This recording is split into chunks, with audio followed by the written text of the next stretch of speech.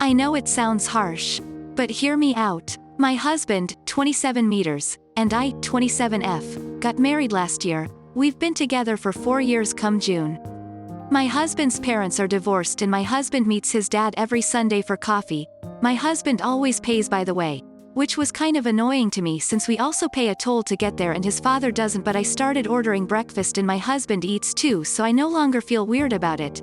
But we wound up moving almost 2 hours away from him. We still go almost every weekend and in return his father comes up every so often when we can't come down. I've come to find he's a very chill dude.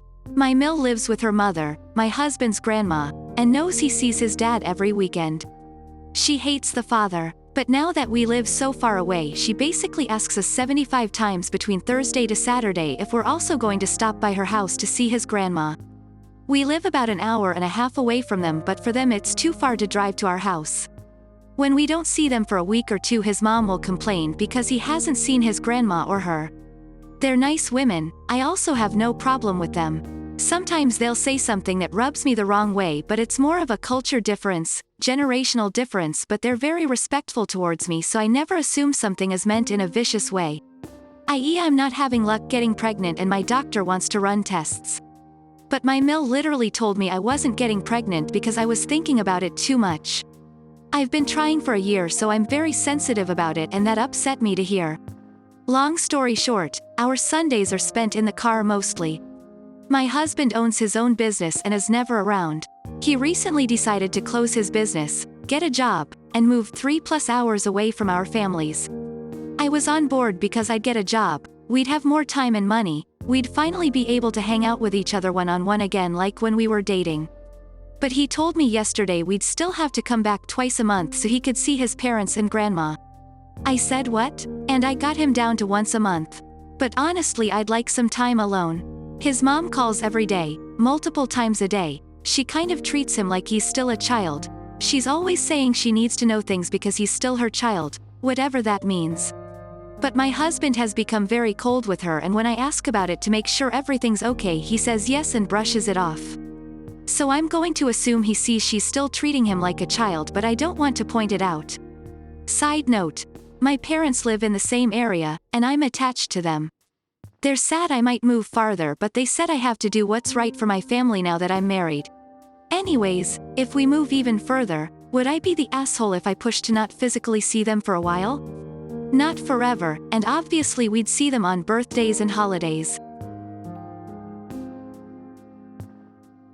Next story. I, 26F, have known my friend, 24F, since she was 13 and I was 15 at a church organization, and we have an older-younger sibling bond ever since, even though we don't attend to church activities anymore. We don't talk that much over chat, but before this we replied each other if the other sent a chat, even 3 days after the sent. The thing is that, she has a new boyfriend. I don't mind him, I really like him as a person, but he is from USA, we live in Latin America. So I got a little nervous when she told me she was going to USA to her boyfriend for 2 months, and even though I like her BF, I told her to just notify me if she is alright at least every 2 weeks, and she promised to do it.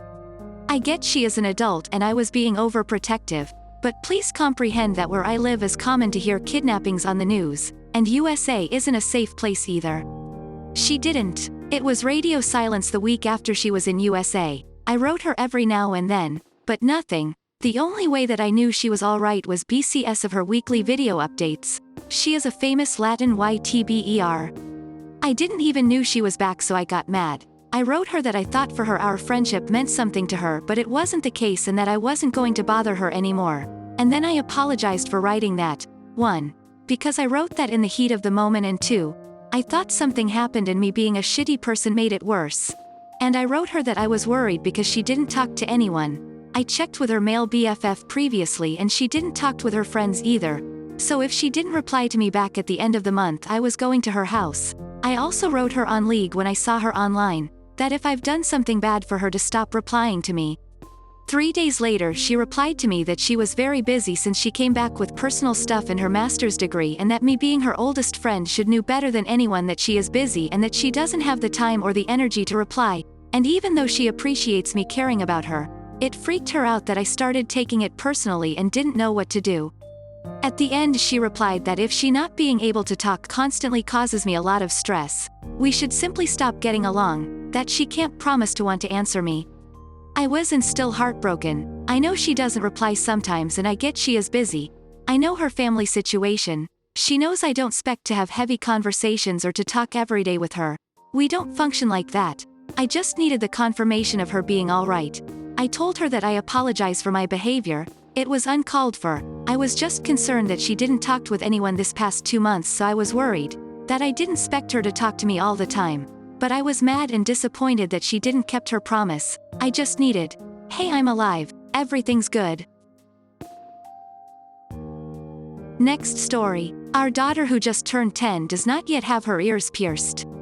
This is extremely unusual in my husband's side of the family, as all the girls tend to get their ears pierced as babies. My mill and all my sisters-in-law have their ears pierced numerous times, and it seems to be a tradition. All my nieces have at least 2 or 3 holes in each ear, and some are even younger than my daughter. My mill has been asking when I will get my daughter's ears pierced ever since she was born. I told her I prefer to wait. She did back off for a while, but the topic came up again recently as my daughter has started asking when she can get her ears pierced. I was considering allowing her to get it done, but was thinking it might be a good gift when she becomes a teenager. Word got out that my daughter wanted her ears pierced, and my mill jumped right on this. We had a birthday dinner for my daughter a couple weeks ago, and my mill said she had a very special gift. I have to say she was generous, because there was 2 pairs of gold earrings and a gift card for some accessories place that does ear piercing for $150. There was a note with the gift card saying that this was for ear piercings. My mill then told her she can use this to catch up to her cousins, and made a comment about how one of her aunties had like 5 piercings in each ear around the same age. I was very annoyed because it appeared my mill made the decision that my daughter could get her ears pierced.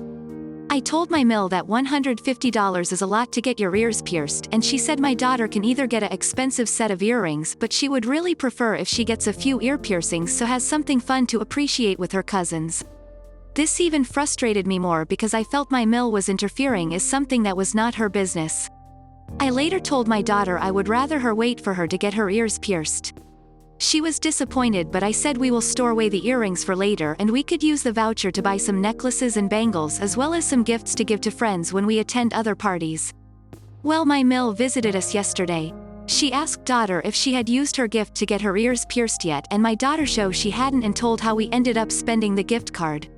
I could hear my daughter tell my mill from the next room that she would like to get a few ear piercings, but I wouldn't allow. My mill got upset at how I abused her generous gift and started having a go at me about being overly uptight about just a few earrings.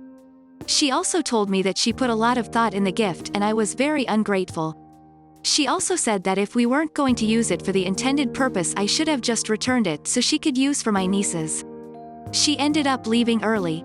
Aita for not using the gift in the manner intended? Additional info. My husband is on my MIL side and telling me I should just accept his family's tradition. I was 50-50 on the ear piercing thing, but the gift angered me and may have caused me to decide to wait. Next story. We all come from a very traditional and family-centric culture. Weddings are usually about family in our culture, as if it's a big reunion. The ideal wedding is more than 200 plus guests, and you're frowned down upon if it's less guests, especially if family is excluded. I am of the belief that culture is very important.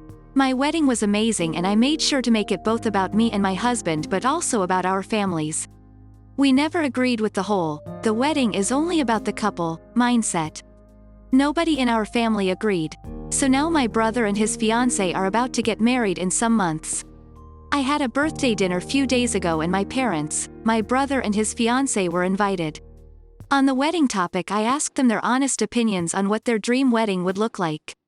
My brother asked me if I really wanted his honest opinion, and I said yes, not expecting what I was about to hear. His dream wedding would be to invite everyone in our family on the church so they could attend the ceremony, but they wouldn't want a party or a reception afterwards, and the ideal thing would be to either gather with some friends at home and have some drinks and food, or rent out a small place like a restaurant or tavern for just them and their 10 to 15 closest friends and have dinner or a beer and then just go home. They said that they're not doing that though because they feel basically forced to please family due to our culture, and that it's no point talking about that because if they had their dream wedding we'd constantly nag them. My parents and I took great offense on those opinions. Opinions that my sil basically agreed on and said that's her dream wedding too because she can't stand family pressure. We explained to them that this is not a wedding, that's just a night out, and it's ridiculous how young people have so little value for weddings and family nowadays. They said we are tough for being upset because we asked for their honest opinion and they have it.